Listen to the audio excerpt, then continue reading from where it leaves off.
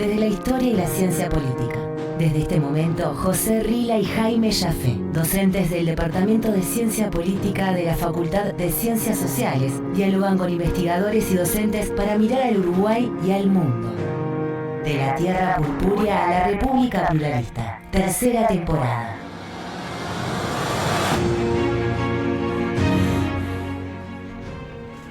Muy buenos días, José Rila, ¿cómo te va? Jaime Jaffe, buen día, ¿cómo le va? Muy bien, y buenos días también para nuestra audiencia. Estamos en un nuevo episodio de esta tercera temporada, que ya casi va llegando a su final, del ciclo de la Tierra Purpúrea a la República Pluralista, que tenemos el gusto de llevar adelante en la radio de la Universidad de la República, la Uniradio, y que además de escuchar en vivo por el 107.7 FM, pueden seguir a través del canal de Uniradio en YouTube y de las redes. En particular, los episodios que aquí transcurren quedan disponibles unas horas después, no solo en el canal de YouTube para su reproducción, sino también en Spotify. Bueno, Pepe, hoy, mira, vamos al grano. Hoy vamos a hablar de la democracia en América Latina, ni más ni menos. Un pequeño tema. Nada más y nada menos. Como siempre. ¿Qué tema, no? ¿Qué tema? Como un tema de suma actualidad, pero como siempre nos gusta decir y hacer a nosotros, tiene una historia también.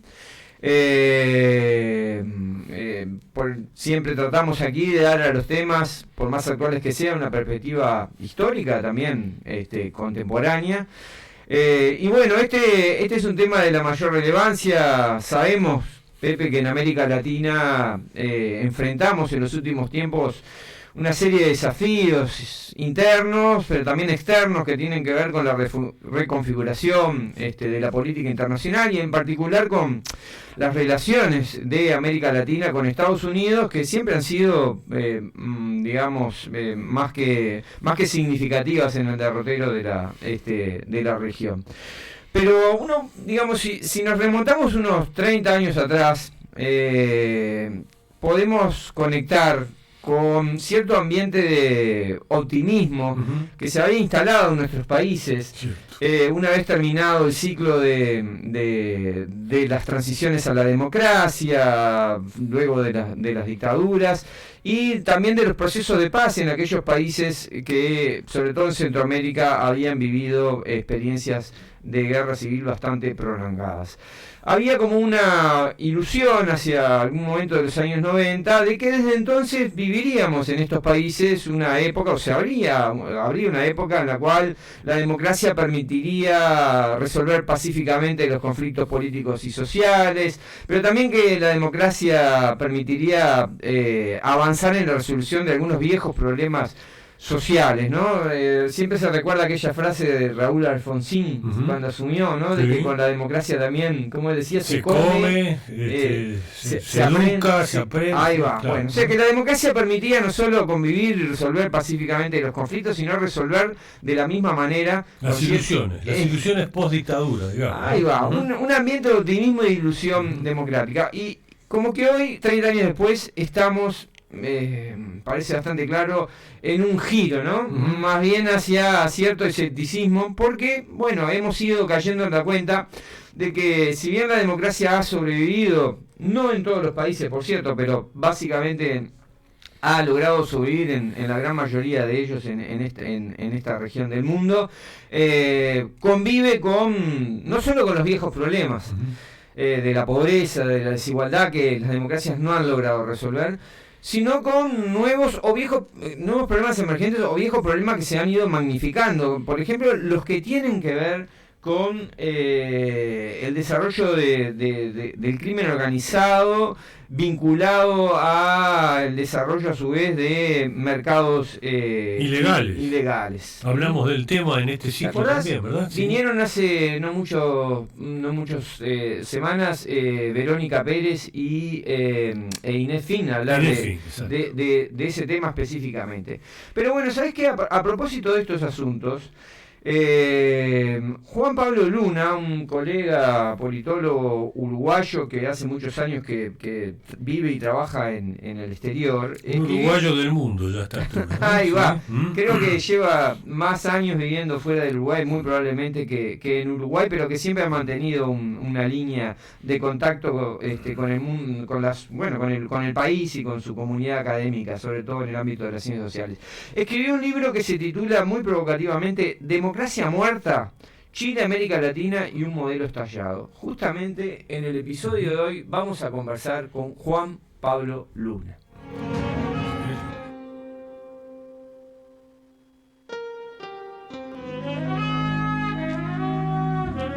De la tierra purpúrea a la República Pluralista.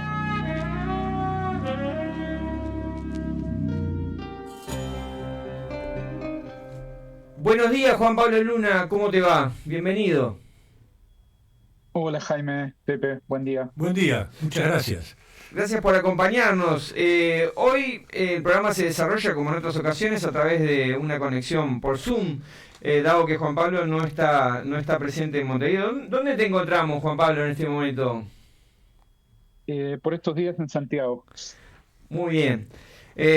Bueno, está hecha la presentación. Hemos hablado del tema sobre el cual queremos conversar hoy contigo. Tiene que ver con el estado actual de la democracia y la evolución de las democracias en América Latina en las últimas décadas.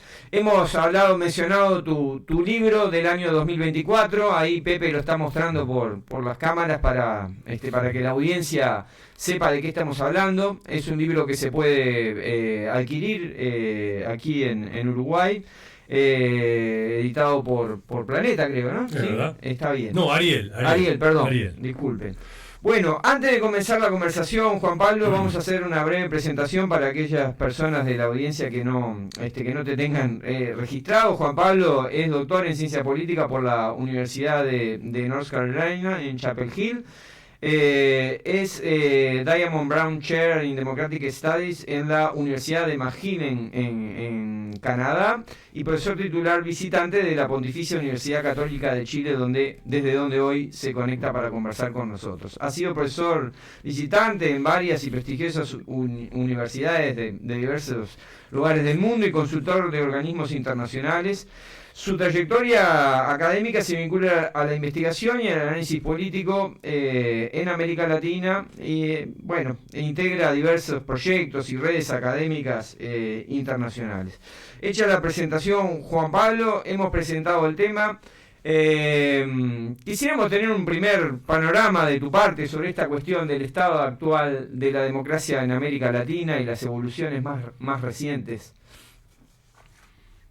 Sí, mira, yo creo que ustedes mencionaban hace un rato la frase esa de Alfonsín, famosa, ¿no? En su discurso de Asunción. Y yo creo que refleja bien, de alguna manera, las deudas que han acumulado en cierto sentido estas democracias que se inauguraron hace 40, 45 años, que han sido muy durables, ¿no? En términos históricos, ahí Pepe me corregirá, es el periodo de democracia electoral, digamos, más largo de la historia de la región, si uno mira la región en términos globales. Pero al mismo tiempo, parte de lo que estamos viviendo hoy, yo creo que tiene que ver con una acumulación de frustraciones que tienen que ver con derechos de ciudadanía social, derechos de ciudadanía civil, que en el momento de las transiciones asociábamos a la vuelta de la democracia o a la inauguración de la democracia en países con menos tradición democrática que, por ejemplo, Uruguay. Y que sin embargo no se han realizado, ¿no? Entonces tenemos democracias que han durado mucho, que por suerte, digamos, siguen durando, pero que al mismo tiempo han venido generando un descontento que ha crecido en los últimos años, que tiene que ver con que ciertas promesas como el acceso a derechos sociales o a derechos civiles en nuestras sociedades se ha mantenido restringido, ¿no? Entonces son democracias para ponerlo en términos muy esquemáticos y que podemos discutir, fuertemente desiguales, ¿no? Y marcadas por distintos tipos de desigualdad y desigualdades que se refuerzan una a otra, de género, de raza o etnia, de nivel socioeconómico. Son democracias también con altos niveles de patrimonialismo, de corrupción, ¿no? Sobre todo en términos de cómo funcionan nuestros estados. Uh-huh. Y son democracias también que funcionan con niveles de violencia y que atentan muchas veces o limitan muchas veces el acceso a derechos de ciudadanía civil por parte relevante de la población, ¿no? Un panorama para nada alentador.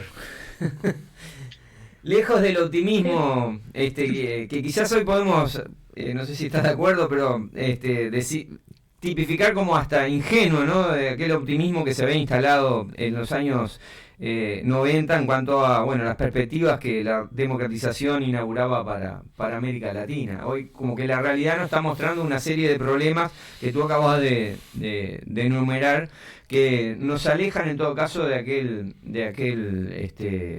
ambiente tan tan positivo, ¿no? Juan Pablo, no sé si habías terminado.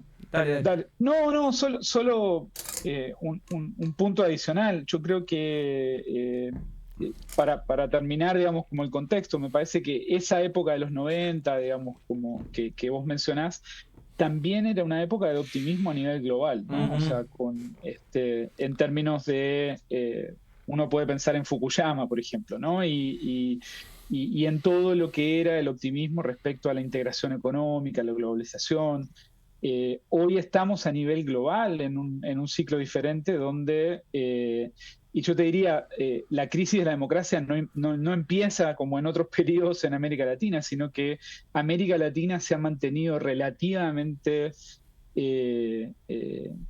mejor en términos de régimen político que otras regiones donde esto que hoy se habla de la recesión autoritaria o de la erosión democrática ha avanzado con más fuerza en otras regiones. Todavía nadie... El contexto global es un contexto global de pesimismo, donde hay nuevos problemas, ¿no? O sea, todo el tema desde lo ecológico, la disrupción tecnológica, la caída, digamos, o la tensión creciente en términos del sistema multilateral de posguerra que generaba, digamos, esquemas de cooperación a nivel global que hoy están tensionados. Juan Pablo, en el libro que acabamos de mencionar y que Pepe mostró en pantalla, vos decís algo que a mí me resultó interpelante y sumamente interesante. Decís que los politólogos, las politólogas, hemos cometido un error de enfoque, digamos, a analizar estos problemas de la democracia en América Latina, porque nos hemos concentrado en el análisis de las instituciones políticas. Y yo creo que si te he leído bien, un punto fuerte de tu argumento es que el problema no está en las instituciones, o no el problema fundamental, sino que el problema está fuera de las instituciones, en el modelo de desarrollo económico, social, político, por el cual los países de América Latina han transitado a lo largo de estas décadas. ¿Podrías desarrollar esa idea? Sí, el argumento que general, digamos, yo siempre he tenido una visión como más estructuralista, digamos, de la política y de la democracia, y ahí hay también obviamente sesgos propios, pero el argumento es el siguiente, o sea, la democracia liberal, tal como nos gustaría normativamente preservar, ¿sí? Funcionó bien en el contexto de tres macroestructuras relevantes, digamos, que son como el locus estructural en el cual se desarrolla ese proyecto, sobre todo en la segunda posguerra, ¿no? Una de esas estructuras es el Estado-Nación y el Estado-Nación soberano, ¿sí? que si uno va en términos históricos, en su formato moderno, tiene 500, 600 años en la historia de la humanidad. La segunda macroestructura es la sociedad industrial, ¿no? Y la sociedad industrial de masas, ¿no? Y la tercera tiene que ver con el orden internacional de posguerra. Uno podría incorporarle otros elementos, digamos, o podría pensar que, por ejemplo, el sistema de medios de comunicación tradicionales, hoy muy, digamos, hackeado por la irrupción de las redes sociales, de las nuevas tecnologías, también es parte de esas estructuras. Entonces, en ese contexto, lo que yo argumento es, se desarrollaron algunas estructuras de mediación, por ejemplo, entre sociedad y sistema político, como los partidos políticos, ¿sí? Que hoy están desapareciendo, que están en términos, aunque en algunos casos se mantengan las etiquetas partidarias o incluso algunas identidades partidarias, si uno mira a nivel global, a nivel regional, los partidos políticos están en una crisis que yo creo que es terminal en términos de cómo se organizaron en la sociedad industrial, en el contexto de estados-nación soberanos, ¿no? En el contexto de estas sociedades de posguerra. Y sin esa estructura de mediación, por ejemplo, sin partidos políticos, nosotros sabemos que es muy difícil hacer funcionar la democracia liberal.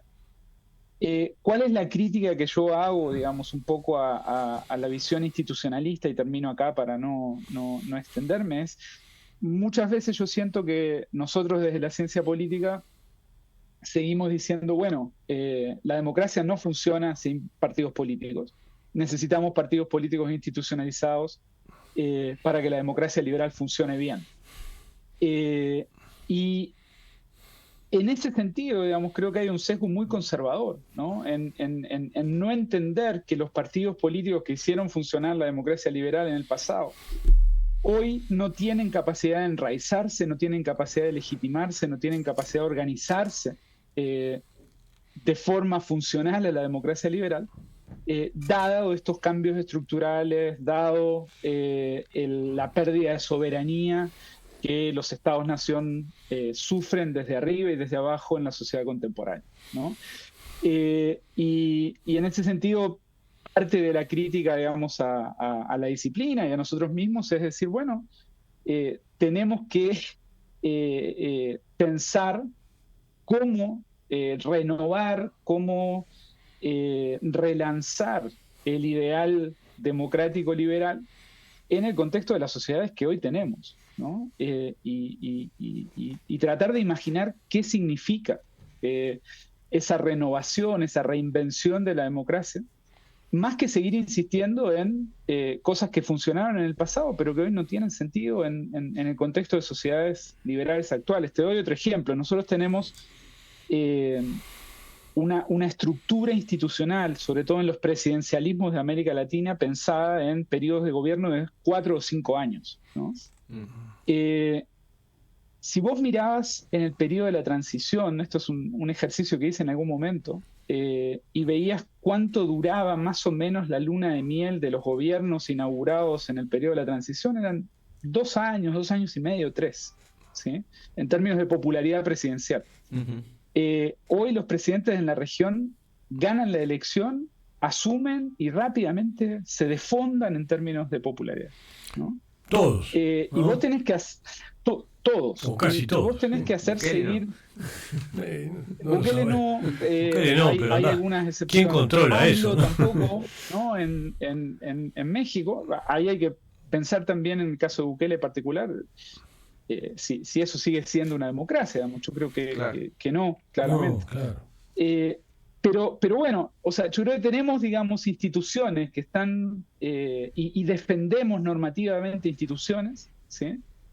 que hoy ya no tienen un contexto estructural que las haga funcionar como las hizo funcionar en el contexto de posguerra. Ese es un poco el argumento. También son instituciones más vulnerables a la opinión inmediata de la ciudadanía, por todos los dispositivos de los que hemos hablado muchas veces. O sea, la ciudadanía, la gente, las personas rápidamente se colocan en una situación de establecer un dictamen acerca del gobierno, y eso aparece muy rápido, ¿verdad? Entonces no hay popularidad que aguante en esos términos, ¿verdad? Yo creo que si hubiéramos podido medir antes este mismo fenómeno, capaz que nos daba un resultado más o menos similar. Habría que ver cuán novedoso es, a eso me refiero, ¿no?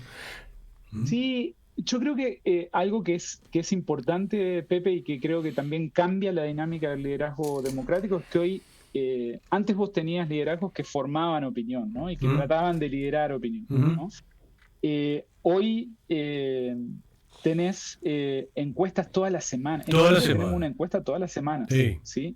Ahora hay una encuesta que se publica cada 3 días, la misma encuesta. Y gente que se enloquece con las encuestas también, ¿no? Y liderazgo político que se enloquece. Se enloquece, ¿no? claro. Yo en el libro cuento una anécdota que a mí me parece muy gráfica. Mi viejo trabajaba en la televisión, era productor, además de hacer, digamos, de periodista. Y yo recuerdo cuando yo tenía 7, 8, 10 años, mi viejo llegaba con un libraco todos los meses, a fin de mes, muy grande, muy grueso, ¿no? Y se pasaba el sábado o el domingo, ese fin de semana, viendo números que eran los números del rating, ¿sí? Y en función de eso, ¿sí? En el canal se tomaban decisiones en la semana siguiente respecto a qué iban a hacer al mes, ese mes que empezaba, ¿no?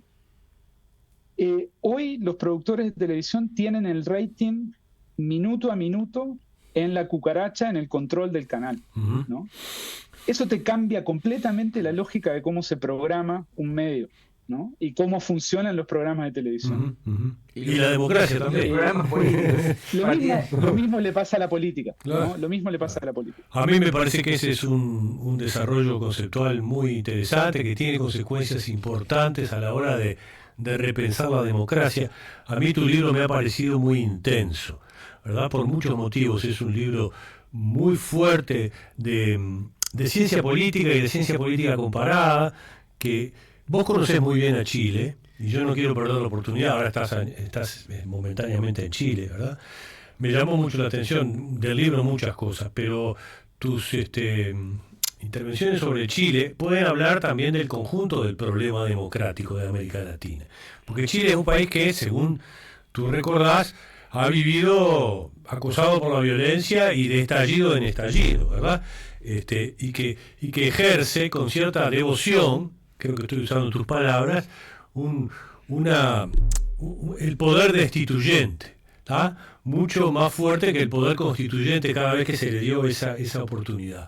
Ese poder destituyente a la vez en Chile se ha demostrado muy inoperante, tampoco destituyó nada, ¿verdad? Es destituyente pero sin consecuencias. Esto refuerza la idea que me parece que es importante para pensar en la democracia en general y en América Latina en particular, que la democracia como una cuestión de una élite que vive en una burbuja, también estoy usando tus palabras, y que reproduce el sistema de predominio en la sociedad. Lo cual es una conclusión bastante amarga que vale tal vez para Chile, pero que se puede desparramar un poco hacia el conjunto de América Latina.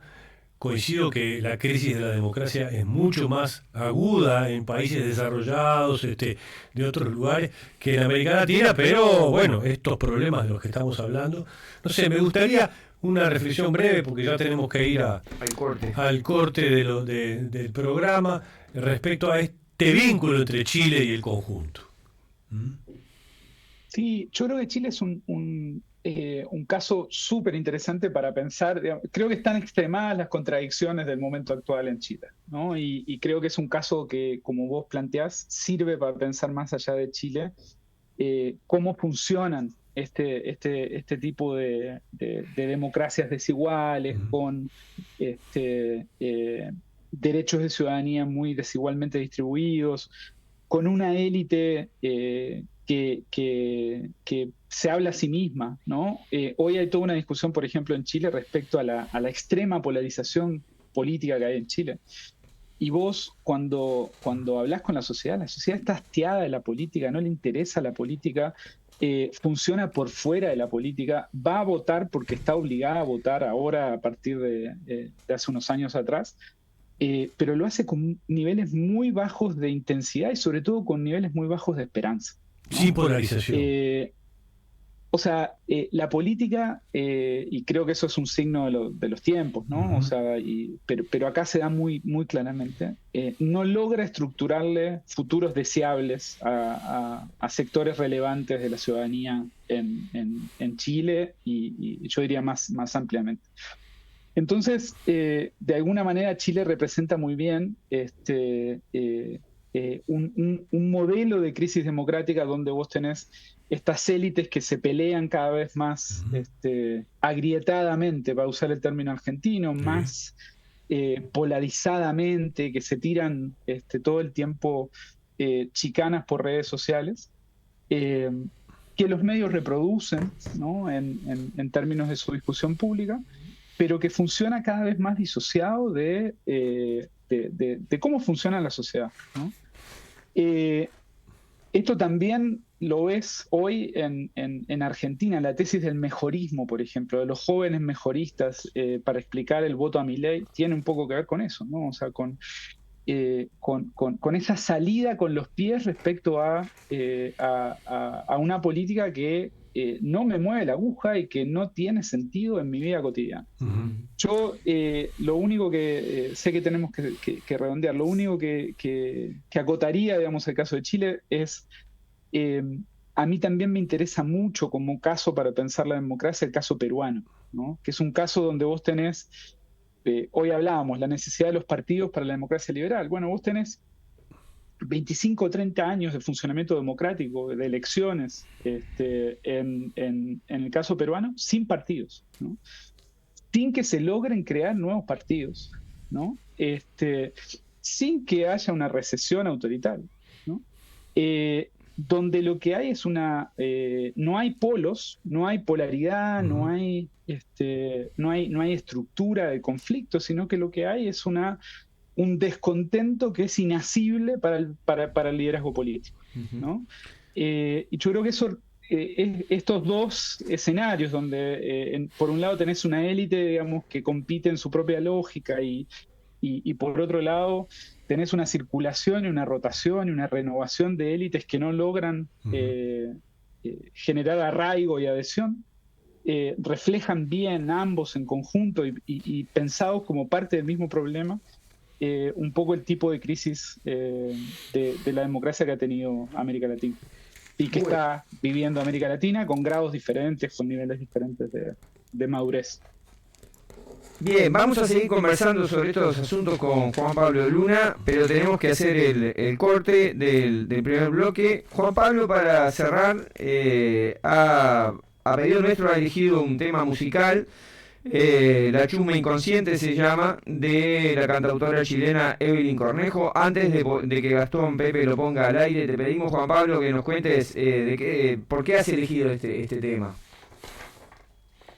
Bueno, un poco está muy alineado con la última pregunta de Pepe, ¿no? La Chusma Inconsciente es una canción de 2017 que refleja muy bien el espíritu, digamos, de aquellos que estaban fuera de los derechos de ciudadanía en el modelo chileno, ¿no? En el oasis chileno al que hizo referencia Piñera días antes del estallido. También hace referencia a cómo Arturo Alessandri, un liderazgo populista, digamos, de mediados del siglo pasado, le llamaba a sus votantes, les decía: ustedes son mi chusma inconsciente.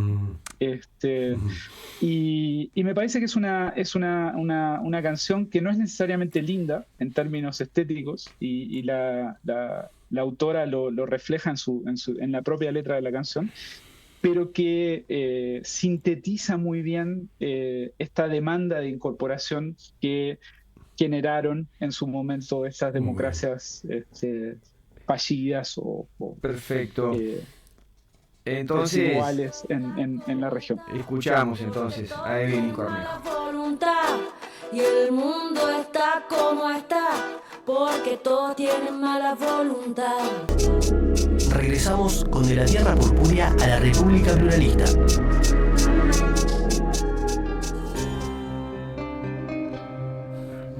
A sugerencia de Juan Pablo Luna, nuestro invitado de hoy, estábamos escuchando La Chusma Inconsciente de Evelyn Cornejo. La tuvimos que cortar porque era larguísima, pero muy linda canción y hay que escucharla con calma y con atención. Pero bueno, se nos iba el programa y arrancamos el segundo bloque con Juan Pablo. Estamos aquí en Uniradio 107.7 con nuestro programa de hoy, con Jaime Jaffe. Y yo quería iniciar este segundo bloque preguntándole a Juan Pablo, volviendo a preguntarle, porque en realidad el tema de hoy es la democracia en América Latina y la democracia en general, ¿verdad? En todo caso, América Latina es una buena ocasión para pensar en la democracia en términos globales.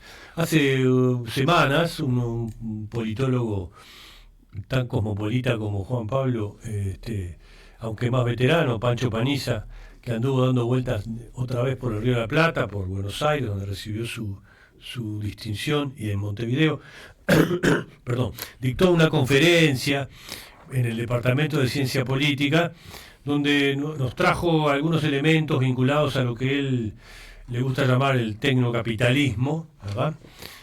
Siguiendo a otros autores, y su marca de desigualdad y de polarización social.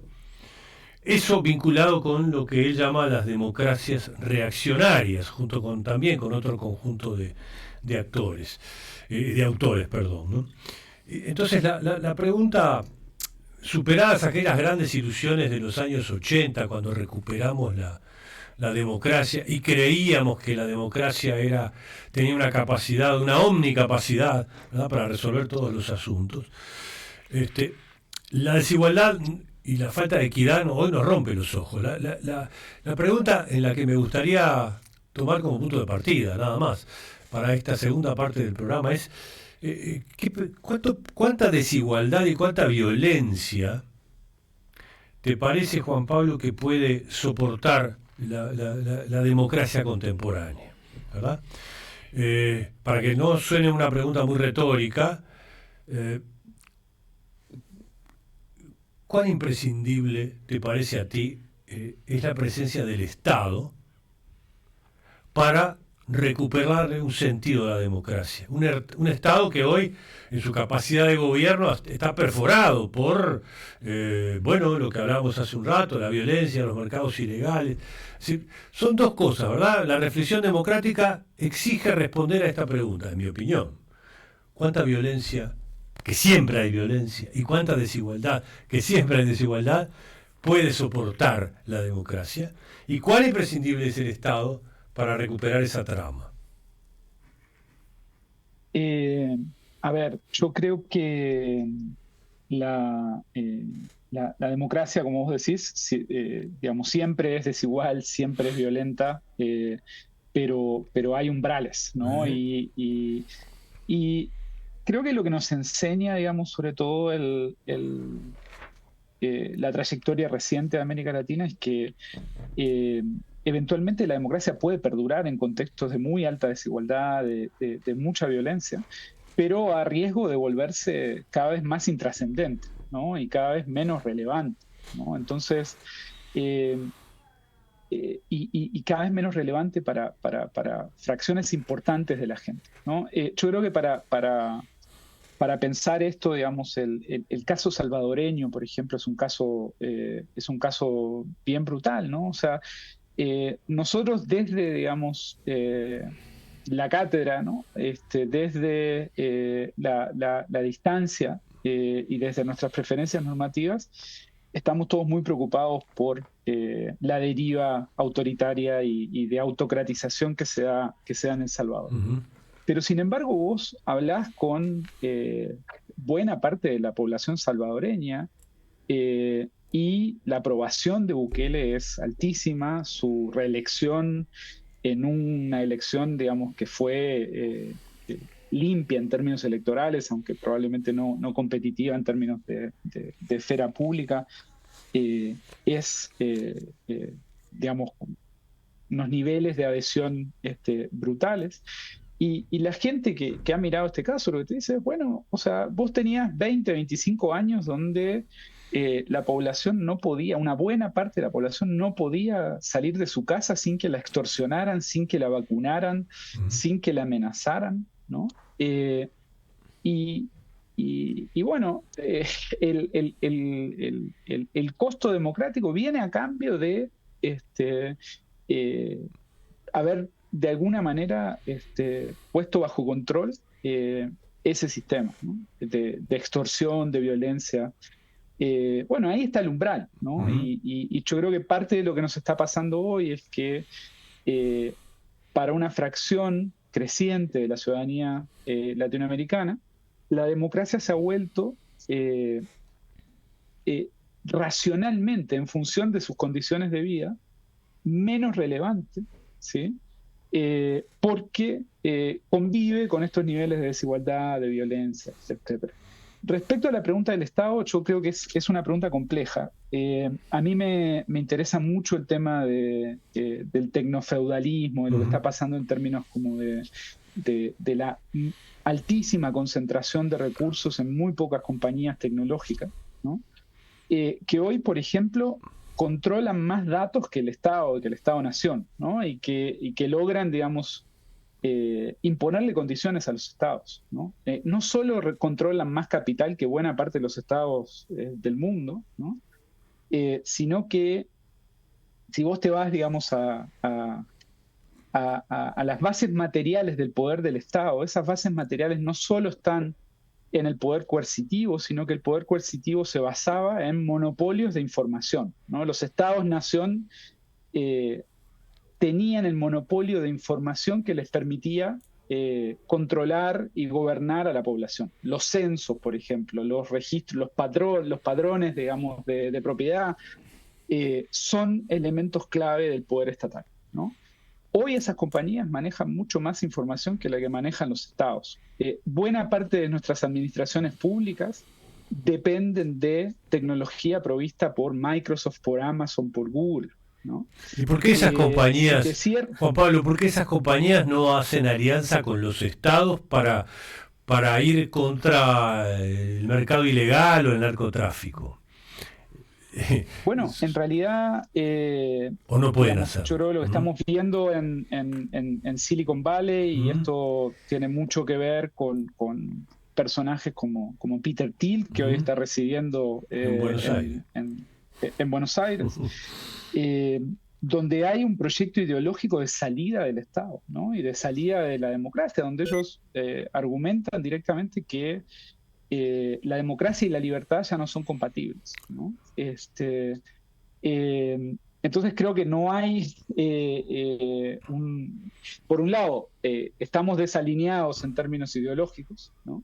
Y por otro lado, los estados tienen muy poco poder de imponerle condiciones a esas compañías. Pensemos lo siguiente, o sea, en un contexto de bajo crecimiento económico, ¿no? En un contexto de desempleo eventualmente creciente, yo puedo querer regular a Uber, pero Uber funciona como un seguro de desempleo informal, ¿no? Bueno, eso le da a Uber mucha capacidad de imponerme condiciones, ¿no? Lo mismo pasa con todas estas compañías, digamos. Buena parte de la economía hoy depende y de los estados, de nuevo, ¿no? Del sistema de administración de los estados. Depende de software, depende de infraestructura de cómputo que está provista por estas compañías, que tienen capacidad, por tanto, de limitar el poder del Estado, ¿no? Y al mismo tiempo que han comenzado a articular un proyecto ideológico de salida del Estado, ¿no? Entonces, creo que ahí hay un problema serio para la democracia que no sabemos muy bien cómo abordar. Una de los abordajes posibles, y está implícito en tu pregunta, Pepe, es, bueno, ¿por qué no coordinamos a nivel interestatal y supranacional para generar soluciones a estos problemas de acción colectiva? Uh-huh. Lo mismo opera para el problema del cambio climático y del calentamiento global. Necesitamos cooperación a nivel supranacional. Algo así como pactos que, nuevos, acuerdos nuevos, ¿no? Eso subyace un poco en toda esta literatura y en tu libro también, como la necesidad de... Así es. ¿A quién incluye? ¿A quién excluye? Porque bueno, supongo que están las dos cosas, ¿no?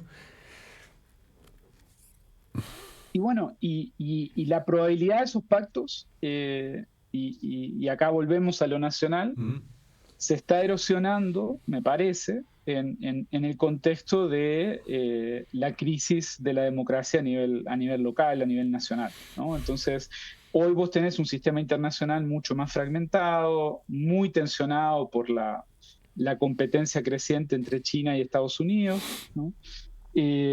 Muy tensionado también por la caída de Europa, ¿no? Como tercero, digamos, que podía mediar y que ha perdido capacidad de acción en el contexto geopolítico internacional. Y eso hace, digamos, que las viejas estructuras que teníamos, que estas democracias se habían construido también en términos internacionales, geopolíticos, hoy no estén dando lo que necesitamos para lograr una salida cooperativa de este tipo de problemas que hoy enfrenta la humanidad. Y uno de ellos es ponerle condiciones y tratar de generar un escenario y un equilibrio diferente con los tecnofeudalistas de Silicon Valley. Bueno, así planteadas las cosas, y miren a dónde voy a llevar la cuestión, espero que mis compañeros de programa hoy no se espanten. Creo que, digamos, la discusión deriva hacia, el problema de la convivencia entre el capitalismo, o el estado actual del capitalismo, y la propia posibilidad de que la democracia subsista ante el curso actual, digamos, de este capitalismo transnacionalizado, fuertemente dominado por las empresas, un puñado de empresas tecnológicas, en un contexto de debilitamiento de los márgenes de acción, no solo de los estados nacionales, sino de los organismos multilaterales o internacionales que después de la Segunda Guerra Mundial habían establecido un conjunto de reglas, no solo para convivir pacíficamente entre sí y evitar una tercera guerra mundial, sino también para que la economía mundial pudiera funcionar en términos compatibles con los propios intereses de los estados nacionales. Entonces, esto que parecería una pregunta traída de los pelos o sumamente ideologizada, de qué medida el capitalismo en su estado actual de desarrollo se ha vuelto más o menos incompatible con la democracia como régimen político, en el sentido que lo estábamos planteando anteriormente, ¿no? De una democracia que tenía como lugar fundamental de instauración y funcionamiento los propios estados nacionales, pueden seguir conviviendo en los términos actuales de la cuestión. Entonces, yo lo que te quería preguntar, Juan Pablo, es, ¿te parece a ti que en términos civilizatorios hemos llegado a un punto de contradicción entre la democracia liberal tal cual la entendíamos hasta hace 2 o 3 décadas y el capitalismo en su estado actual de desarrollo? Yo estoy cercano a estar de acuerdo, Jaime, con esa posición. Yo creo que estamos, y creo que es lo que está en el sustrato de lo que hemos conversado, un poco lo que trato de argumentar en el libro. Estamos en una contradicción seria entre el modo de desarrollo, el modo de acumulación, si querés ponerlo en esos términos, y el sistema democrático, ¿no? O sea, yo creo que el capitalismo democrático, ¿sí? O el socialismo democrático como lo hemos entendido y practicado en estas últimas décadas, está una crisis probablemente terminal, ¿no? Y es difícil pensar cómo reconstituirlo. Y ahí déjame poner otro punto sobre la mesa. Yo estoy Adelante. haciendo ahora una investigación con jóvenes, ¿no? Un poco viendo qué está pasando en términos de sociología política de los jóvenes en América Latina. Vengo a hacer de trabajo de campo en Uruguay, en Buenos Aires, en Rosario. Estoy haciendo acá en Santiago también. Y básicamente lo que uno encuentra es... nosotros teníamos, digamos, y seguimos teniendo desde los modelos, digamos, de cómo se piensa un modelo de desarrollo, esta idea de que había que apostar a la educación, al capital humano, que esencialmente las sociedades que eventualmente, aquellas sociedades donde los jóvenes apostaban a la educación, al logro educativo, eventualmente lograban mejorar su productividad, lograban complejizar su producción y de esa manera converger a niveles de desarrollo más altos, ¿no? Hoy los jóvenes con los cuales yo estoy conversando están básicamente apostando a su emprendimiento personal online, ¿no? Y esto tiene que ver con apuestas, tiene que ver con inversión en cripto o en meme coins, tiene que ver con emprendimientos informales de distinto tipo, ¿no? Con carreras de influencer de distinto tipo. Básicamente, hoy los jóvenes te dicen, bueno, yo hago negocios con mi celular. Jóvenes de 15, 16 años. ¿El trabajo de campo incluye Uruguay también? ¿Tu trabajo de campo en esto? Sí. Uh-huh. Y ahí tenés, digamos, como platas que provienen de negocios ilegales, proveyendo créditos informales, ¿no? A estos jóvenes que están buscando emprender y que tienen en su celular 4 o 5 aplicaciones en las cuales dicen, bueno, yo lo que hago es me la rebusco, tengo un rebusque digital, ¿no? Y tengo 4 o 5 cosas que hago en las cuales eventualmente me armo, digamos, mi ingreso, mi plata, tengo, digamos, distintas oportunidades. Cuando vos les preguntás, bueno, ¿y la educación o el centro educativo? El centro educativo es un lugar para hacer negocio, ¿no? Es un lugar que te conecta, que te, en algunos casos, en barrios complicados, es un lugar protegido donde pasás las mejores horas de tu día, pero no estás apostando al retorno educativo a 20 años, ¿no? Estás básicamente apostando a hacer negocios en plataformas rápidamente para armarte tu carrera, y es una carrera individual, ¿no? Es una carrera que ya no se piensa en colectivo, que ya no se piensa como un proyecto, digamos, que uno construye con otros. Tampoco se piensa en el BPS, ¿no? Tampoco, claro.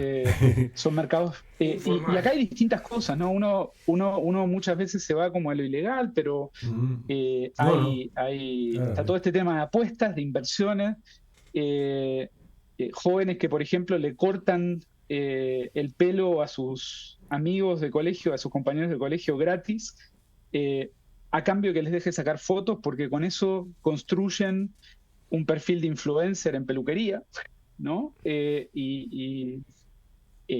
Hay obviamente microtráfico, hay entrada, digamos, de esto de los créditos ilegales o informales. En el caso de Argentina, esto en un contexto de pauperización, vos ves gente que te dice, bueno, yo recibo la asignación familiar y recibo 100, ponele, y le hago 130 al mes. ¿Y cómo le haces 130 al mes a esos 100? Prestándole a tu prima y al vecino, ¿no? Y cobrándole intereses, ¿no? Y al mismo tiempo tomás crédito con el almacenero para comprar tus alimentos o para eventualmente apostar. Entonces lo que estamos viendo, digamos, en términos de la sociedad que se viene, ¿no? De la ciudadanía que está irrumpiendo demográficamente en estos contextos, es muy distinto a cómo pensábamos el desarrollo en el contexto de una sociedad de capitalismo democrático, ¿no? Si esa es la sociedad y la economía que parece que se viene, ¿cuál es la política democrática para esa sociedad y para esa economía? No pido que respondamos a esto, pero no lo sabemos. No tengo idea. Lo único que me gustaría decir respecto a esto es que mientras los politólogos seguimos diciendo que necesitamos construir partidos políticos institucionalizados, Peter Thiel está diseñando sistemas políticos para el futuro. Los matemáticos, los ingenieros en computación están pensando formas de organizar la sociedad ante las cuales nosotros no tenemos mucho que decir, y es una conversación de la cual no estamos participando y de la cual debiéramos participar. Uh-huh. Los ingenieros siempre han pensado en la sociedad, ¿no? Ingeniería social. Con bastante riesgo y peligrosidad. Claro, son un peligro.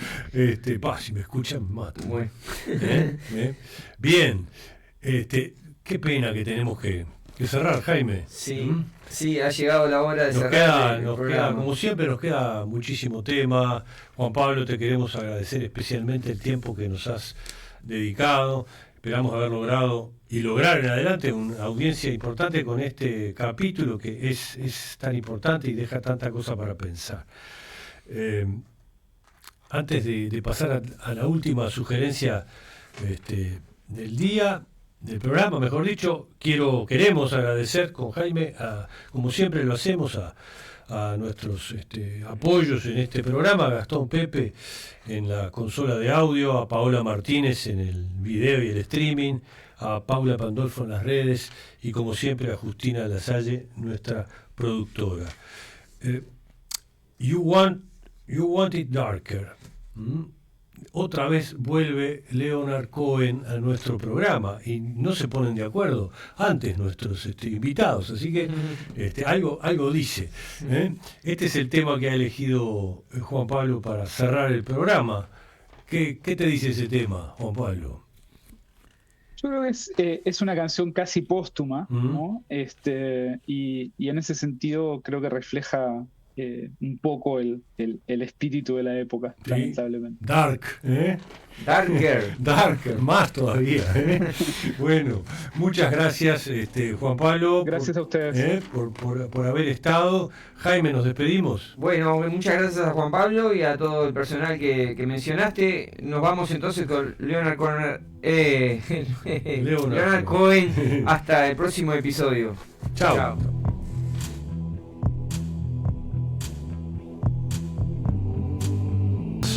Some demons, they were middle class and tame. I didn't know I had permission to murder and to maim.